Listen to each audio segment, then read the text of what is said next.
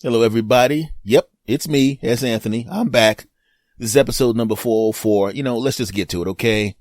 I'm in the East Coast right now. A lot of you are on the East Coast right now, and you're snowed in. Snowed the hell in, right? It snowed a little bit yesterday, but that was almost like, breadsticks. You go to a restaurant and you're expecting a big meal, right? But while you're waiting for the big meal, they come out with some breadsticks. Here's some breadsticks with garlic on them. Enjoy that. Enjoy that. Because when the meal comes, your stomach's gonna be full, right?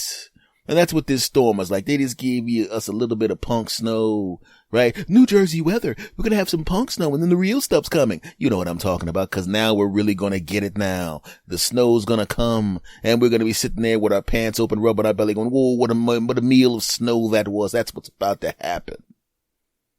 But the thing about it, the thing that frustrates me the most about what goes on when there's a snowstorm is, if you think about it, they're pretty accurate. We always give weather people a hard time. Well, he said it was going to be 9 inches and it was only 7.8 inches. So I think all weather people are idiots. No, they're actually very, very good if you really think about it. The only thing we're so used to them being pretty good that when they F up, we give them a hard time. You know what I'm talking about. If you're a great basketball player, like when Michael Jordan would score 20 points in the game, oh, he's losing it.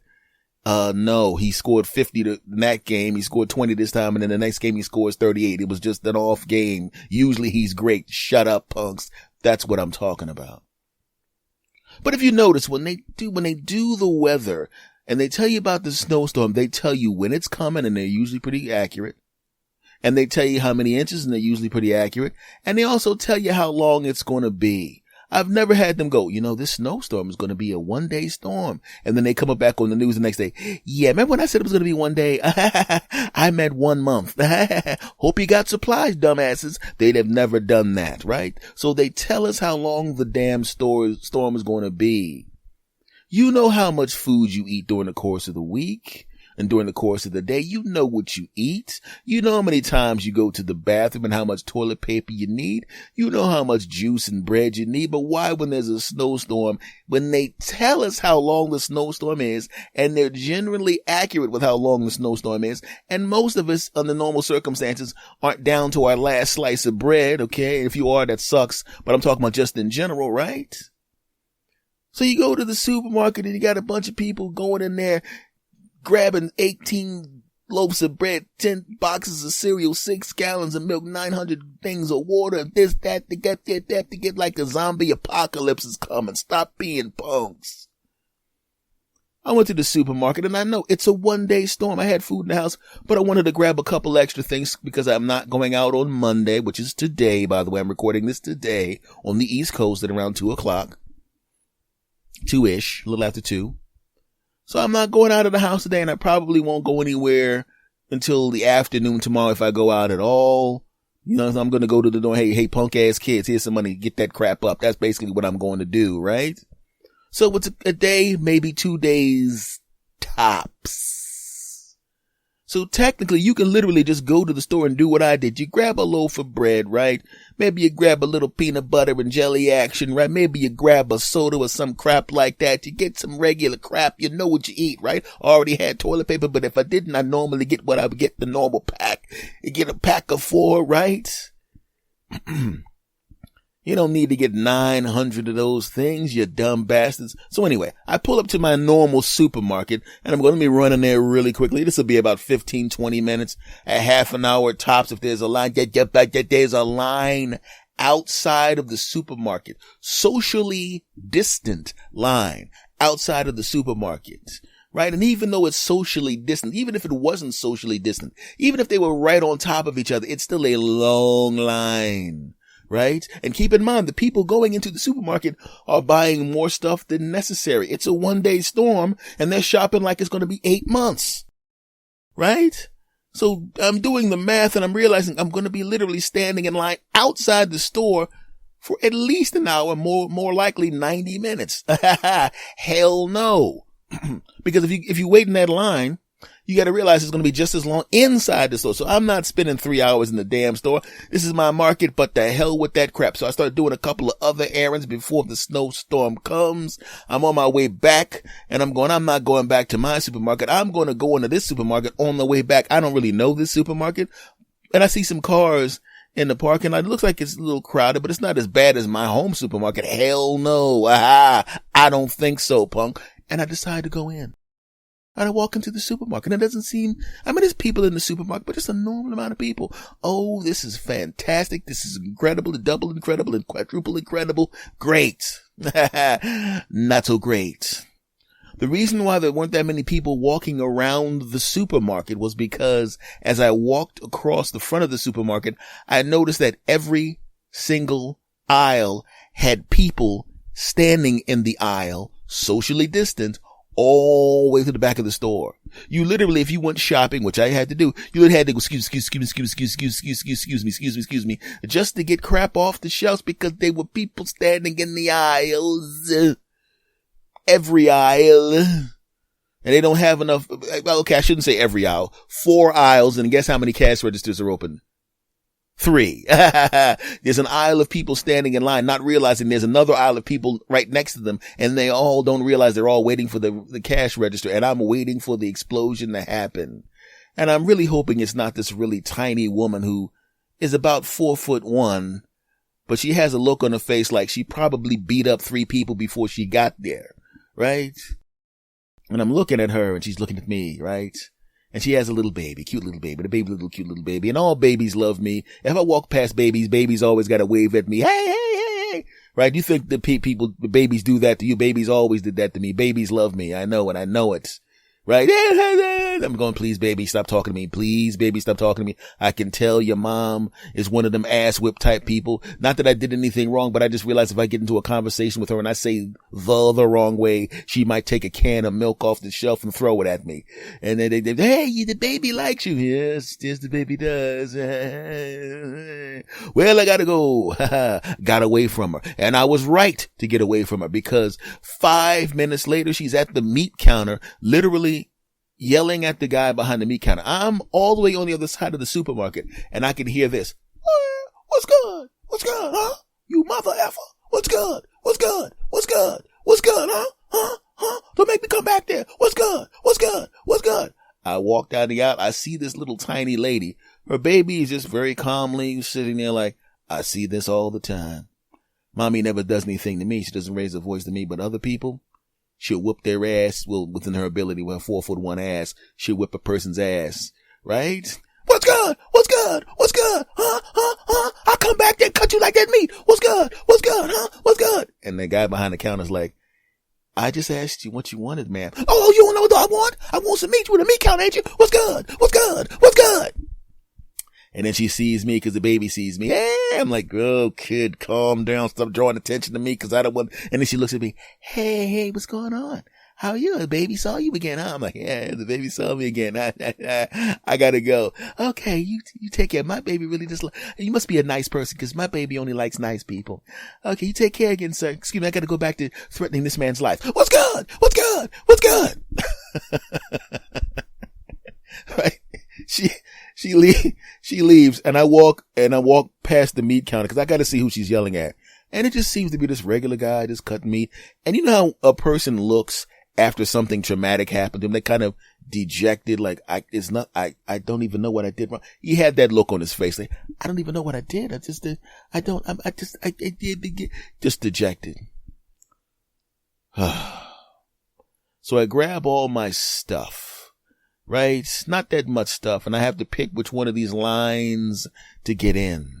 And I don't know about you, but I scout my lines when I get in the line with people. I scout my line because each one of these lines is like a party, right? Or a gathering. Each line has a personality. I know this is a stand-up comic. One of the things I used to always do, and the other comics used to always wonder why I would do it. Well, I would show up to a venue early and I would stand behind a curtain and I'd watch the audience mill in because I love to read the energy of the audience. And it gives me a more of an indication of what type of show it's going to be. If the audience is really, really energetic, it's going to be pretty easy because I'm a good comedian. Okay.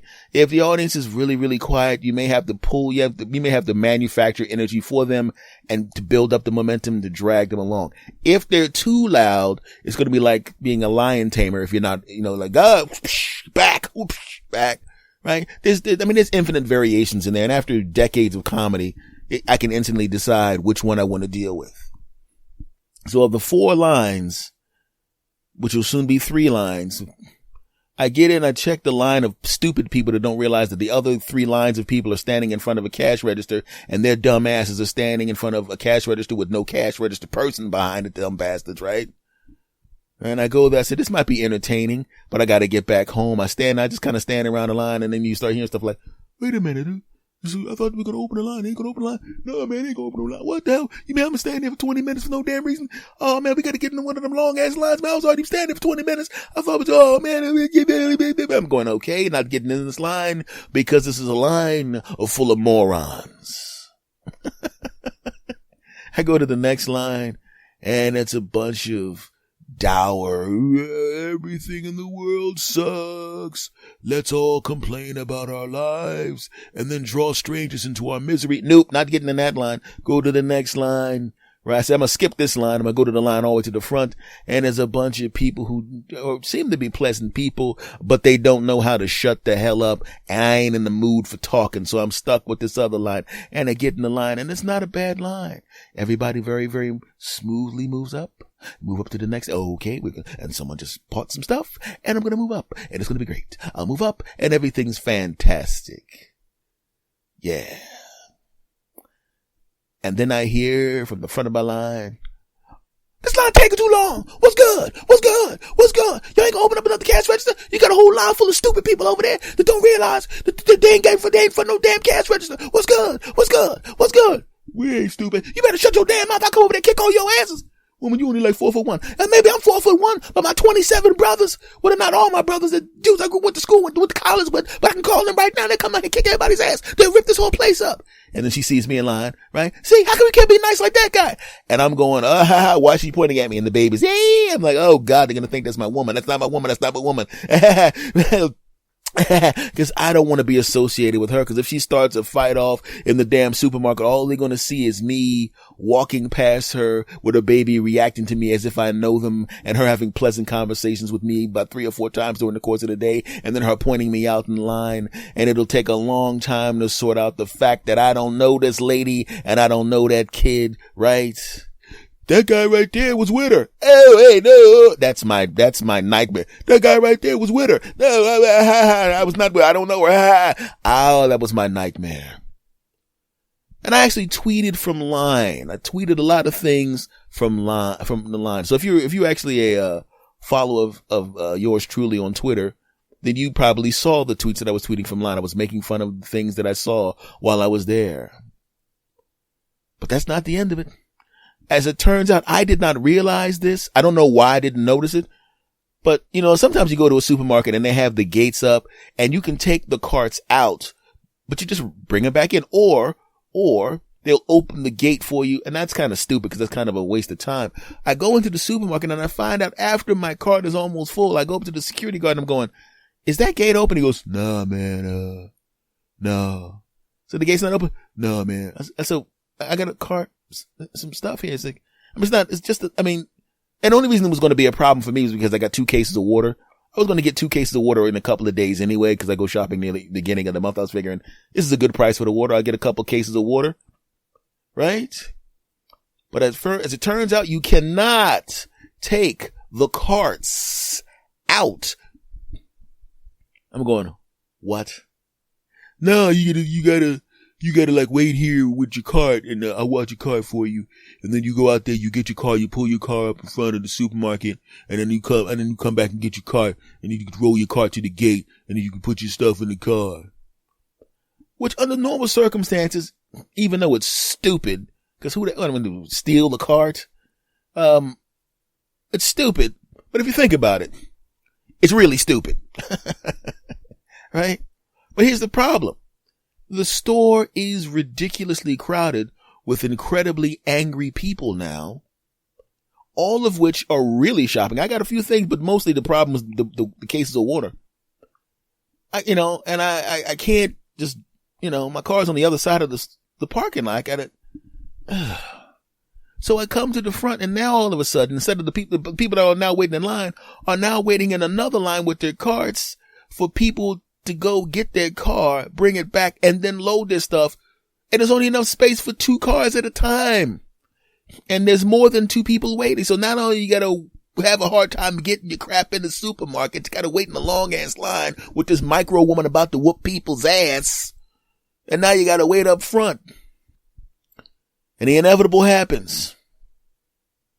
She's behind people who aren't packing fast enough. What's good? What's good? What's good? Huh? You know, there's a whole bunch of people back there. You're trying to park too. They want to go. Why are you going to stop talking? Why are you going to have your little conversations? You can have your little conversations while you're in the car. You ain't got to stop. Put your shit in the car. You ain't got to have your little conversation. What's good? What's good? What's good? See that guy right there? That nice guy right there? He's probably pissed at you too. I am not pissed at anybody. I don't know anything. And the baby, yeah. I'm like, I don't know this baby.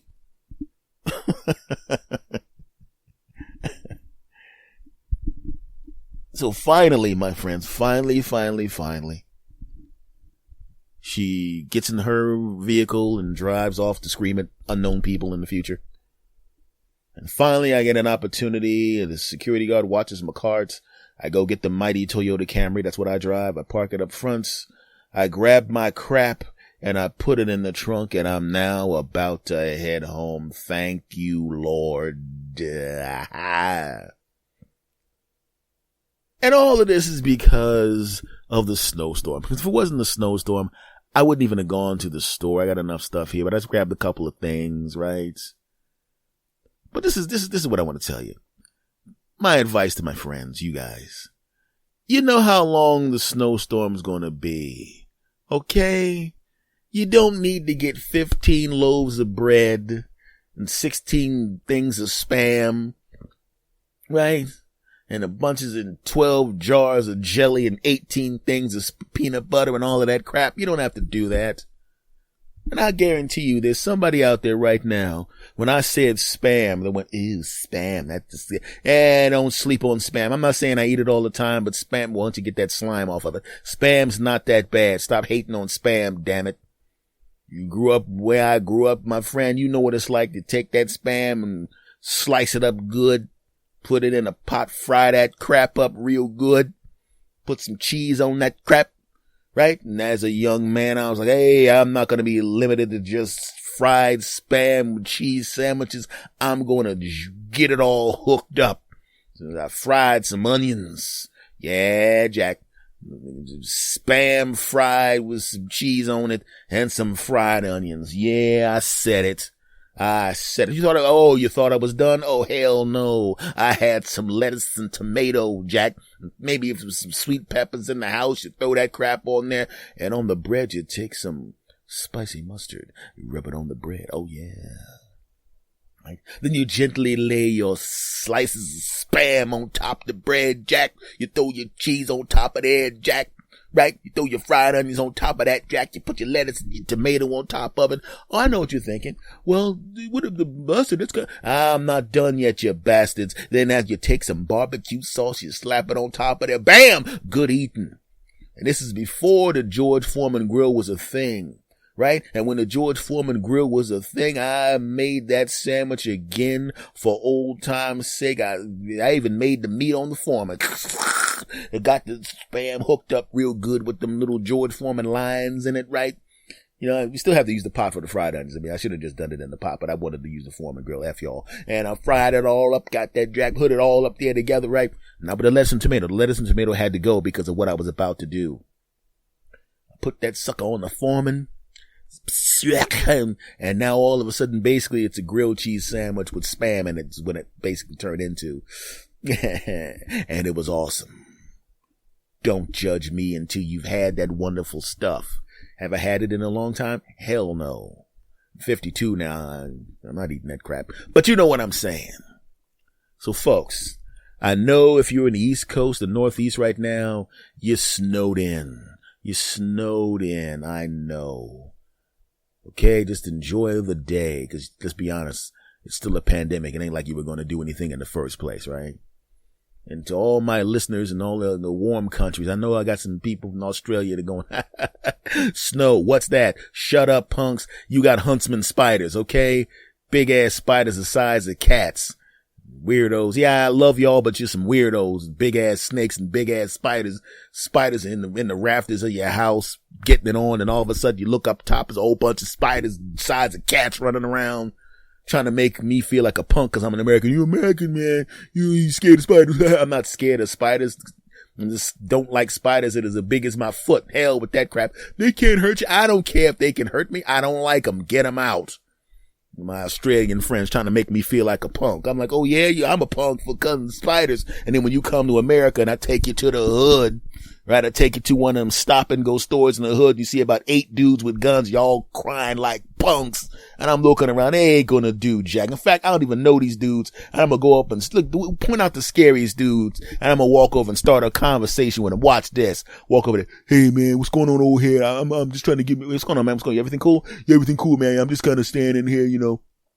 Gonna have a refreshing drink before I go out there and violently beat up people for no reason. Oh yeah, cool, but I'm not gonna do that to you because you look like you're from here. Well, actually, I am from here originally. I don't live here now, but I'm from here. I know that's why I didn't physically attack you. Hey, how about that Australian dude over there that's pissed on himself? Can I whoop his ass? Nah, I don't whoop his ass. He's with me. Okay. He looks like the kind of dude that's not scared of spiders, but is scared of rough, tough guys like me. Yeah, I know. He's actually a rough, tough guy. He's from the outback in Australia. He's a real strong guy, but he's more scared of people with guns that were waving them around. Like, could you not wave that gun around a little bit? Could you put it back in your back in your shirt, please? Oh, sorry about that old head. No problem.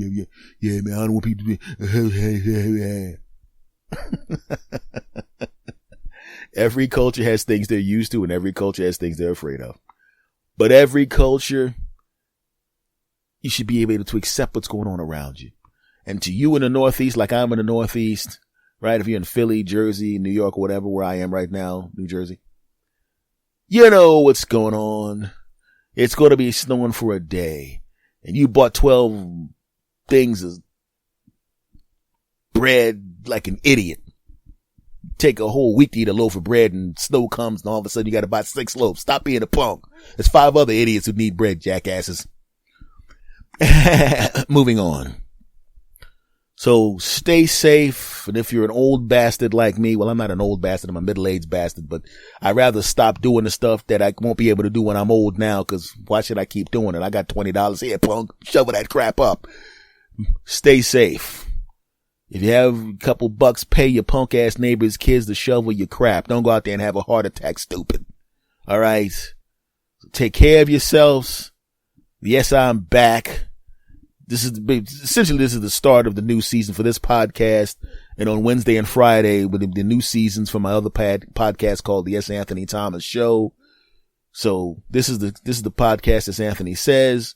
Subscribe to this and tell your friends about this and go give some good ratings on whatever podcatcher you're listening to. Give me some good ratings and some good reviews on this podcast. And then after you finish listening to this and giving some good reviews like he's a delicious genius and incredible, the greatest human of all time and all of that crap, you better say that, damn it. After you say that crap, go listen to my other podcast called the S. Anthony Thomas Show. Go look it up. Both of these podcasts are on Spotify. So go to Spotify and subscribe to this podcast, as Anthony says, and the other podcast, the S. Anthony Thomas Show. I do commentary on that one, a lot of comedy on that one, and I do interviews and stuff on that one as well. So go listen to that crap as well. Give that crap some good reviews and talk about how I'm a double delicious, incredible genius on that crap as well.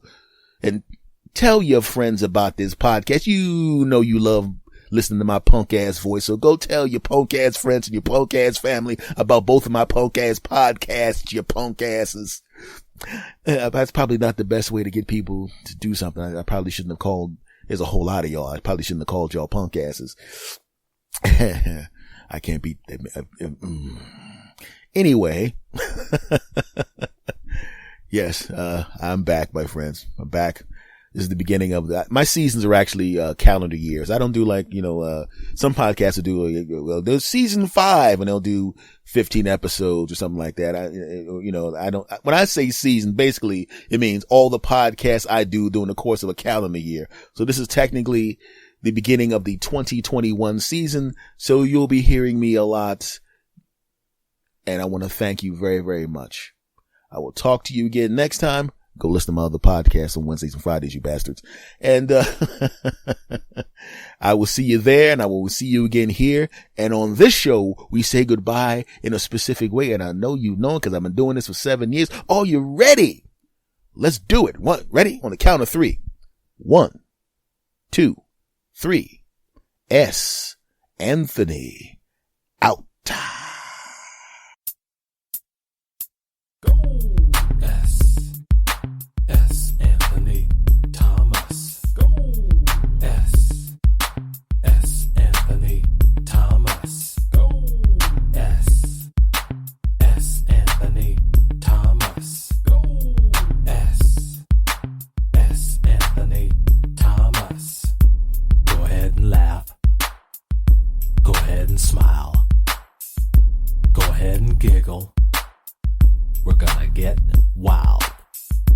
Go ahead and clap. Go ahead and cheer.